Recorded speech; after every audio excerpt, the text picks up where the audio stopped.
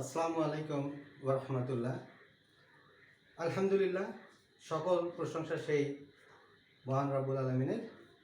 আজকে সেই মহান রব্বুল আলামিনের রহমতে তোমাদের যারা এসএসসি পরীক্ষা দিবে আগামীতে, তাদের জন্য পরিসংখ্যান একটি বিশেষ অধ্যায়, যে অধ্যায় থেকে প্রশ্ন থাকবেই।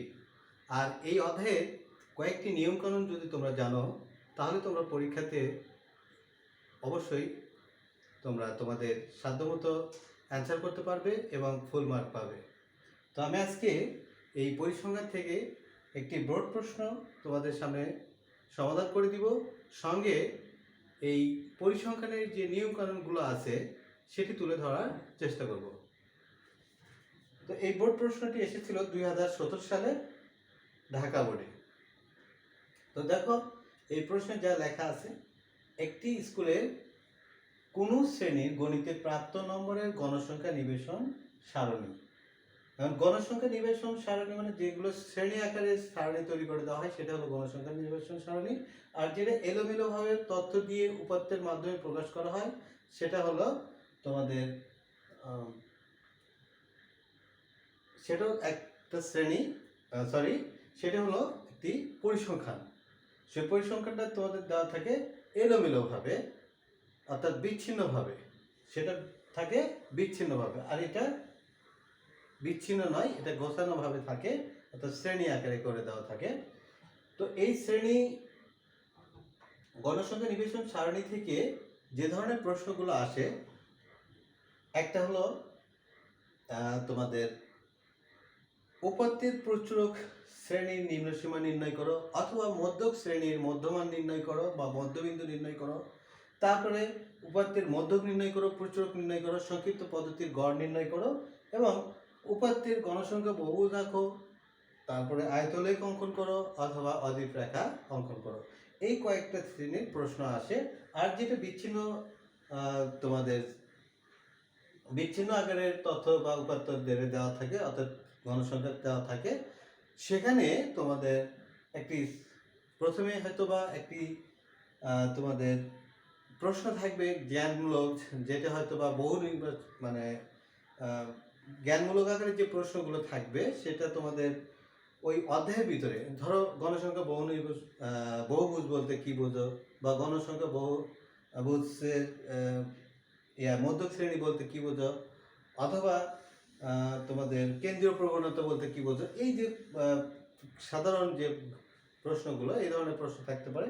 এরপরে তোমাদেরকে যে তথ্যটা বা পরিসংখ্যানটা দেওয়া থাকবে, উপাত্তটা দেওয়া থাকবে, সেখান থেকে তোমাদের গণসংখ্যা নিবেশন সারণী তৈরি করতে বলতে পারে, এবং সেই সারণী থেকে মধ্যক বা প্রচুরক অঙ্কন মানে নির্ণয় করতে বলতে পারে। তো যাই হোক, এখন আমরা এই প্রশ্নের উত্তরটা এখন করব। দেখো, এখানে লেখা আছে প্রদত্ত উপাত্তের প্রচুরক শ্রেণীর নিম্নসীমা নির্ণয় করো। তো প্রচুরক শ্রেণীর নিম্নসীমা যখন তোমরা নির্ণয় করতে যাবে, তোমরা তখন প্রথমেই আগে দেখবে যে সারণীতে সবচেয়ে বেশি গণসংখ্যা কোন শ্রেণীতে দেওয়া আছে, সেই শ্রেণীটাই হবে প্রচুরক শ্রেণী। তো প্রদত্ত সারণীতে বেশি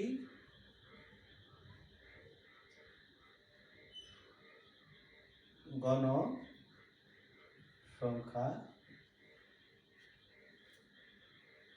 প্রদত্ত সারণীর বেশি গণসংখ্যা 30,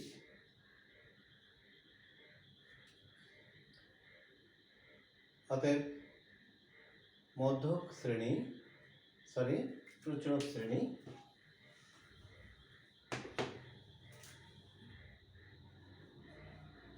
প্রচুরক শ্রেণী 77 থেকে 80। এই শ্রেণীর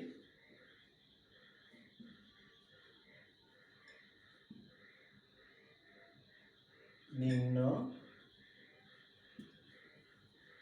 সীমা,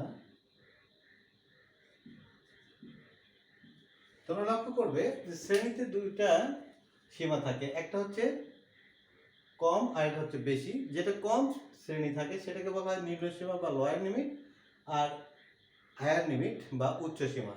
তাহলে এখানে সবচেয়ে বেশি গণসংখ্যা হলো কত? 30।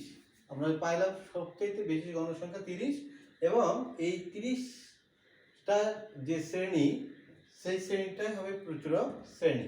তাহলে এই শ্রেণীর নিম্ন সীমা হলো কত? 71। এবার প্রদত্ত উপাত্তের মধ্যক নির্ণয় করো। তো আমরা যখন উপাত্তের মধ্যক নির্ণয় করতে যাব তখন আগে প্রথমে আমরা সারণীটাকে মধ্যক নির্ণয়ের জন্য তৈরি করে নিব। তাহলে মধ্যক নির্ণয়ের জন্য গণসংখ্যা নিবেশন সারণী নিম্নরূপ, এইভাবে তোমরা লিখবে।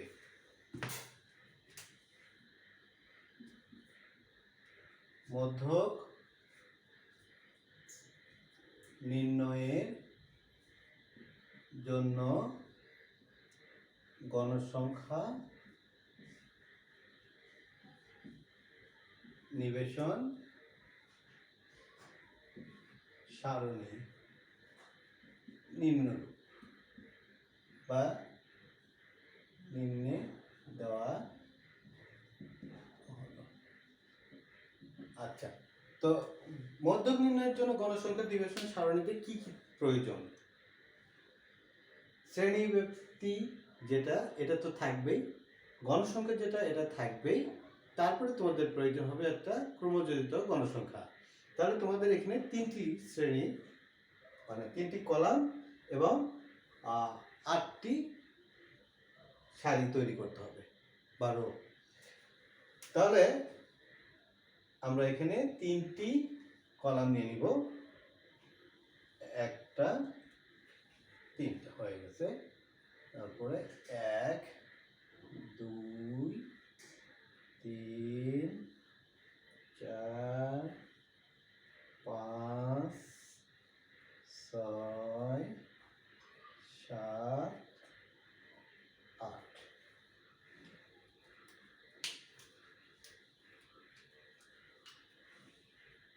শ্রেণী ব্যাপ্তি, তারপর হলো শিক্ষার্থীর সংখ্যা, যেটাকে আমরা বলবো গণসংখ্যা, আর ক্রমযোজিত গণসংখ্যা।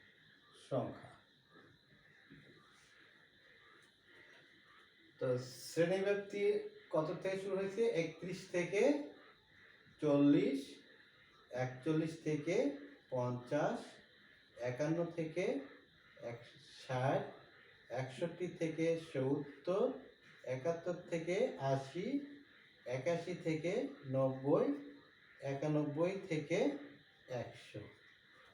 গণসংখ্যা 8, 12, 20, 25, 30, 15, 10।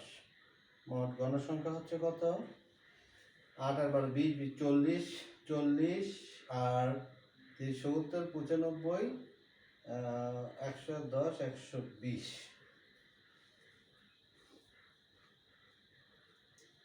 আর 10 5 15 আর 5 20 শূন্য, হাতে হলো 2, 1 3, 3 2 5 6 7, 7 3 10 11 12, 120।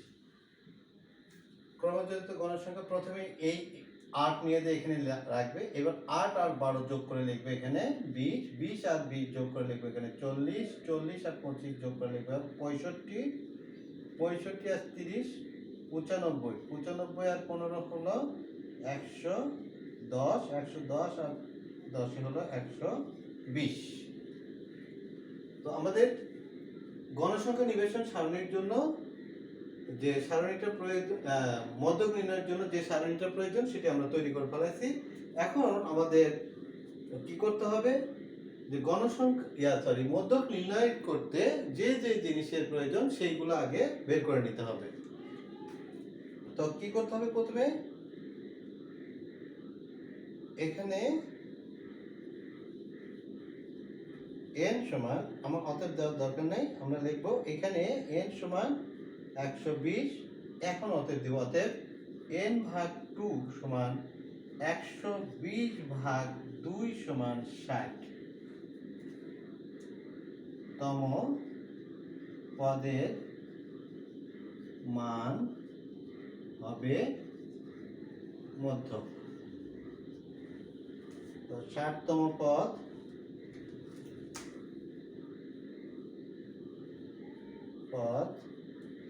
এখন দেখো এখানে আমরা কোনটাতে 60তম পদ অবস্থান করতেছে দেখো, এটা তোমরা এইভাবে নির্ণয় করবে যে ধরো এখানে 0 থেকে 8 পর্যন্ত, তাহলে এখানে 8 এর পরে 9 থেকে 20 পর্যন্ত, তাহলে এখানে 21 থেকে 40 পর্যন্ত, তাহলে এখানে 41 থেকে 60 পর্যন্ত। তার মানে আমাদের মধ্যক এই শ্রেণীতে অবস্থিত।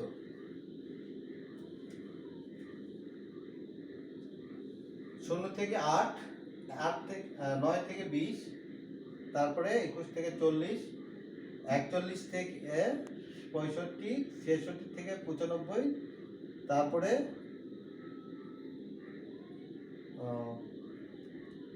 95 থেকে 96 থেকে 110, 111 থেকে 120 এর মধ্যে আমাদের এটা হিসাব করে নিতে হবে ক্রমযুক্ত গণসংখ্যাতে এই পদটা। তাহলে এই পদটা বের করার নিয়মটা হচ্ছে কি, যে তুমি ধরবে এখানে 0 থেকে শুরু হচ্ছে, তাহলে এখানে আবার 9 থেকে শুরু হবে, এখানে 21 থেকে শুরু হবে, এখানে 41 থেকে শুরু হবে, এখানে এসে 66 থেকে শুরু হবে, এখানে এসে 96 থেকে শুরু হবে, এখানে এসে 111 থেকে শুরু হবে। তো এইভাবে তোমরা এই যে এটা আমি লিখে দিলাম, এটা তোমাদেরকে জাস্ট বোঝানোর জন্য, এটা ঠিক তোমাদেরকে বোঝানোর জন্য তোমরা এটা মনে মনে ধরে নিবা।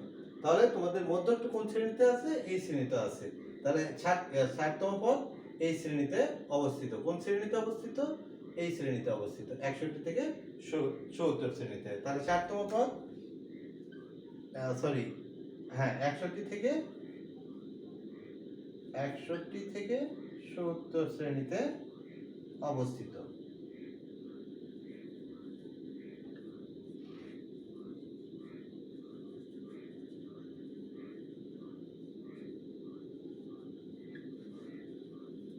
অতএব মধ্যক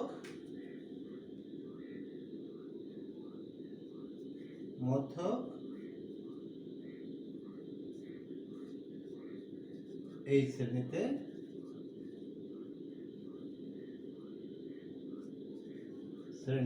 অবস্থিত।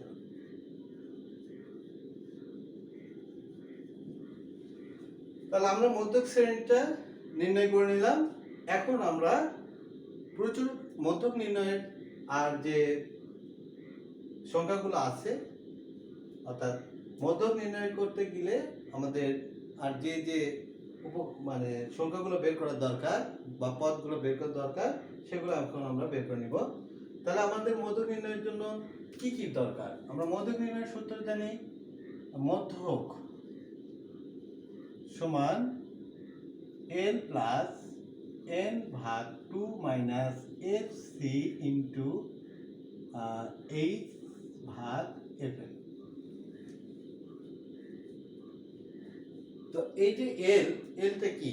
এল হলো মধ্যক শ্রেণীর নিম্ন সীমা। n ভাগ 2 তো এখানে আমরা পেয়ে গেছি। তারপরে fcটা হচ্ছে যে মধ্যক শ্রেণীর আগের শ্রেণীর কর্মযুক্ত গণসংখ্যা। তাহলে আমরা এই শ্রেণীর আগের শ্রেণীর কর্মযুক্ত গণসংখ্যাটা হচ্ছে 40, এটা হবে fc। আর fmটা হচ্ছে মধ্যক শ্রেণীর গণসংখ্যা, এটা হলো fm। আর l হচ্ছে মধ্যক শ্রেণীর নিম্ন সীমা, মানে এটা। আর কি আছে এখানে? h। তাহলে শ্রেণী ব্যবধান কত আছে? 31 থেকে 40 শ্রেণী ব্যবধান হচ্ছে কত? h সমান কত? তাহলে 10। আর fmটা তো আমরা নিয়ে নিয়েছি, তাহলে আমরা সবগুলো মান পেয়ে গেছি। এখন আমরা ওই সূত্রটাতে আমরা বসাই দিলে আমাদের মধ্যকটা নির্ণয় হয়ে যাবে। কিন্তু আমরা তো এইভাবে এখানে লিখে ওইগুলো বের করতে মানে মান নির্ণয় করতে পারবো না। তাহলে কি করতে হবে? আমাদেরকে এখন লিখতে হবে এখানে যে এখানে আমি এগুলো মিশিয়ে দিলাম, তোমরা তোমাদের খাতায় এটা সুন্দর করে লিখে নিয়ে পরবর্তী অংশটা করবে। তাহলে দেখো আমরা এখানে লিখব, এখানে এল সমান কত হচ্ছে, এল সমান হলো 61, তারপরে বের করব এফসি, এফসি কত হচ্ছে 40, তারপরে বের করব এফএম, এফএম সমান হলো কত 25, এরপর বের করব এইচ, এইচ সমান কত হচ্ছে 10। তো এইগুলো বের করার পরে এখন তোমরা মধ্যক এর সূত্র লিখে তোমরা মানটা ক্যালকুলেশন করে দিবে। অতএব মধ্যক সমান এল প্লাস এন ভাগ 2 মাইনাস এফসি ইন্টু এইচ ভাগ এফএম, মানটা বসাই দাও 61 যোগ এটার মান কত পাইছিলাম আমরা 60 মাইনাস 40 গুণন 10 ভাগ 25,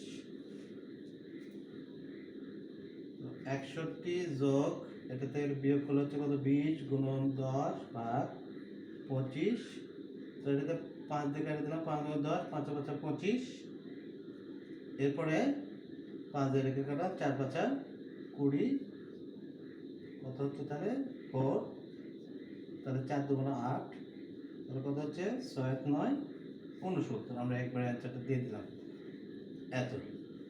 এটি হলো আমাদের মধ্যক। তো দেখো কত সহজে মধ্যকটা নির্ণয় করা যায়। তো তোমরা একটু যদি